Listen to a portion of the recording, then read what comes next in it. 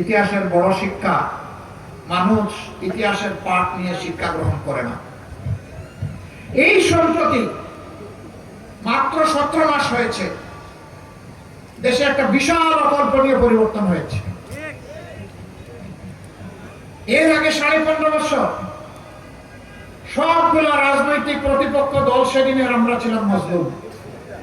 সবচেয়ে বড় মজলুম জামাত ইসলাম। আমি খুনের কথা বলেছি, আমাদের সবগুলো অফিস সারা বাংলাদেশে 13.5 বছর একটানা বন্ধ। আমাদের নিবন্ধন কেড়ে নেওয়া হয়েছে, প্রতীক নাই, শেষ পর্যন্ত বেদিশা হয়ে আমরাও নাই, আমাদেরকে নিষিদ্ধ করে দিয়েছে। ক্ষমতা থেকে সরে যাওয়া মাত্র 4 দিন আগে আমরাও নিষিদ্ধ। 5ম দিনে আল্লাহ তাআলা তার সিদ্ধান্ত বাস্তবায়ন করেছে। বুলডোজার দিয়ে আমাদের নেতা কর্মীদের ঘরদুয়ার ভেঙে চুরমার করে দেওয়া হয়েছে। কিন্তু যখনই আল্লাহ তাআলা 24-এর এই পরিবর্তনটা এনে দিলেন, আমরা রাস্তায় মিছিল করি নাই, উচ্ছ্বাস প্রকাশ করি নাই, স্লোগান দেই নাই, আমরা সিজদায় পড়ে আল্লাহ তাআলার শুকরিয়া আদায় করেছি। ফাসাব্বিহ বিহামদি রাব্বিকা ওয়াস্তাগফির।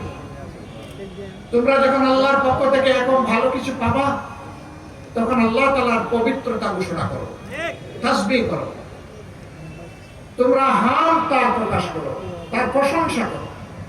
আর তোমরা এই কাজ করতে গিয়ে যদি মানবিক দুর্বলতার কারণে ভুল ত্রুটি অপরাধ করে যাও, করে থাকো, তাহলে সিজদায় পড়ে ক্ষমা চাও। আমরা তাই করেছি। ওই রাতেই ঘোষণা দিয়ে, 5 তারিখ রাতে ঘোষণা দিয়ে বলেছি, আমরা কারো উপর থেকে দলীয়ভাবে কোনো প্রতিশোধ গ্রহণ করব না। তবে ক্ষতিগ্রস্ত ব্যক্তি কিংবা পরিবার তারা যদি ন্যায় বিচার চায়, আমরা ইনশাআল্লাহ তাদের পক্ষে শক্ত হয়ে দাঁড়াবো।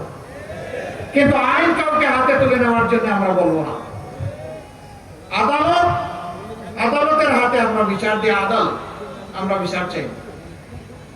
আমরা জাতির সাথে কথা রেখেছি। বাংলাদেশের 56,000 বর্গ মাইলের 18 কোটি মানুষ কেউ বলতে পারবে না কোথাও আমাদের কর্মীরা কারো উপর প্রতিশোধ নিয়েছে, কেউ বলবে। সবচেয়ে মজলুম দল এই ধৈর্যের পরিচয় দিয়েছে। এরপরে আমরা বলেছিলাম, জানি আমাদের সহকর্মীরা তারা আর্থিকভাবে বড়ই ক্ষতিগ্রস্ত হয়েছেন এই সময়টা জুড়ে, কিন্তু সাবধান, কারো অর্থের দিকে হাত পড়াবো না। ওটা যদি তুমি তোমার বলেও ধারণা করো, তাও না, কারণ ওই হাত পড়ানো আল্লাহ পছন্দ করেন না। আমরা বলে দিয়েছিলাম, কোনো চান্দাবাট্টার সাথে আমাদের কোনো সম্পর্ক থাকবে না।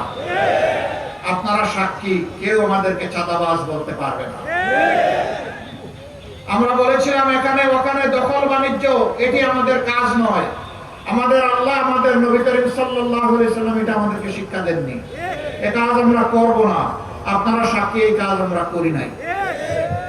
আমরা বলেছিলাম, অতীতে যারা অপরাধ করেছে তাদের উপর প্রতিশোধ নিতে গিয়ে আমরা মামলা বাণিজ্য করব না।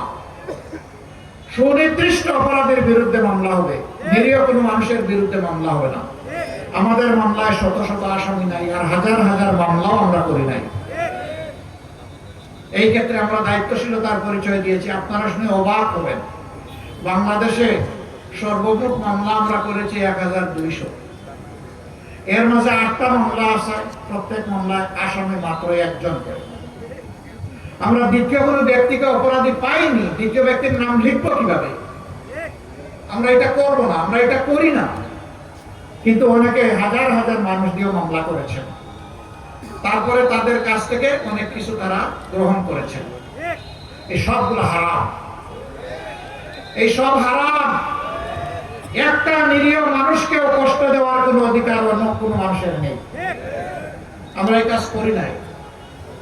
এত কষ্ট মুখে চেপে কেন আমরা এগুলা করলাম না?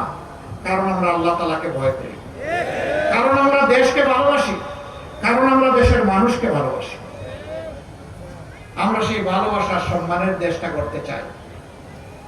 দুঃখজনক, এই ভালোবাসার সম্মানের জায়গাটা তৈরি করতে গিয়ে নির্বাচন আমাদের সামনে। একদিনে 2টি নির্বাচন, গণভোট, সাধারণ নির্বাচন। আপনাদের পার্শ্ববর্তী শ্রীবর্দী উপজেলা, ঝিনাইগাতি উপজেলায় 2টা নিয়ে আপনাদের 3 নম্বর আসন। সেই আসনে প্রশাসনের পক্ষ থেকে একটা সভা আহ্বান করা হয়েছে প্রার্থীরা দলীয়ভাবে স্থানীয় ইশতেহার সেখানে প্রকাশ করবে, কেন্দ্রীয় ইশতেহার তো করবো কেন্দ্রীয় সঙ্গে। এখানে বসা, পজিশন, কে সামনে কে পিছনে, এইটাকে কেন্দ্র করে একটা মানুষকে খুন করে ফেলা হলো। আরো 3 জন মানুষকে মৃত্যুর দ্বারে পৌঁছে দেওয়া হলো। তারা এখন হাসপাতালের বেডে জীবন মৃত্যুর সাথে লড়াই করছে। আমরা জানি না তাদের কিসমতে কি হবে। শুধু আল্লাহ তাআলার দরবারে দোয়া করি, আল্লাহ যেন মেহেরবানি করে দয়া করে আমাদের মতো কাঙ্গালদের দোয়াকে কবুল করে তাদেরকে যেন সুস্থতার নিয়ামত ফিরিয়ে দেয়, তারা যেন সুস্থ জীবনে ফিরে আসে। আফসোস 3টা দিন অতিবাহিত হয়ে গেল, এখন পর্যন্ত একজন আসামিকে গ্রেফতার করা হলো না। ঢাকা এয়ারপোর্টে আজকে লাঞ্চে স্বরাষ্ট্র উপদেষ্টার সাথে আমার সরাসরি দেখা হলো। আমি জিজ্ঞেস করলাম কি করলেন, বলে যে সম্ভবত মামলা হয় নাই। আমি বললাম নিশ্চিতভাবে গতকাল মামলা হয়েছে। আজ পর্যন্ত আমাদের কাছে এই মামলার কোনো অগ্রগতি নাই। আমরা কার দিকে চেয়ে আছি? তিনি আমার সামনে থেকে পুলিশের একজন ঊর্ধ্বতন কর্মকর্তাকে ফোন করলেন। শ্রীবর্তীর যেখানে আমাদের শহীদের বাড়ি, সেখানে মাঠে একজন পুলিশ কর্মকর্তা আমার সাথে দেখা করলেন। আমি জিজ্ঞেস করলাম কি করলেন আপনারা? আপনারা তো দুষ্টের দমন করবেন, শিষ্টের লালন করবেন, তো দুষ্করা যে এখনো বহাল তবিয়তে আছে। উনি বললেন আমরা চেষ্টা করছি। আমি বললাম সেই চেষ্টা কি কিয়ামত পর্যন্ত চলবে নাকি এর কোন দৃশ্যমান? আমি স্বরাষ্ট্র উপদেষ্টাকে বলেছি আপনার এই ফোনের আমার কোনো দরকার নাই, আমি ভিজিবল ডেভেলপমেন্ট দেখতে চাই। আমি দেখতে চাই যারা ফোন করেছে তাদেরকে আপনারা আইনের আওতায় এনেছেন। আমরা এটা উৎসাহিত করব না জনগণ আইন নিজের হাতে তুলে নেব, এটা কোনো সভ্য সমাজের পরিচয় হতে পারে। আমরা সভ্য, আমরা অভদ্র নই, কিন্তু আমরা দুর্বল এবং কাপুরুষ নই, এটা মনে রাখবেন। প্রিয় দেশবাসী, আজকে যেহেতু বুক করা কষ্ট নিয়ে এখানে এসেছি, কথা অনেক বলবো না, আর 2-1টা কথা বলে বিদায় নেব। এখানে মারা এসেছে। হযরতে আদম আলাইহিস সালাম এবং হযরতে হাওয়া আলাইহিস সালাম ছাড়া দুনিয়ায় যত মানুষ এসেছেন, কিয়ামত পর্যন্ত যত মানুষ আসবেন, সবাই মায়ের গর্ভ থেকে আসবেন।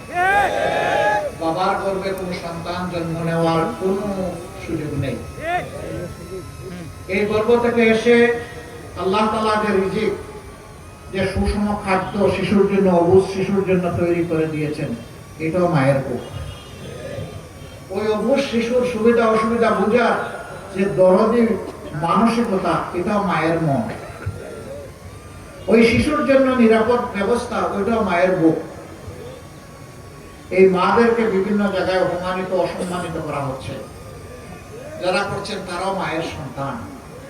তাদের প্রতি আমাদের অনুরোধ, প্লিজ প্লিজ এন্ড প্লিজ, আপনারা আপনাদের মাকে, স্ত্রীকে, বোনকে, মেয়েকে আপনারা সম্মান করতে শিখুন।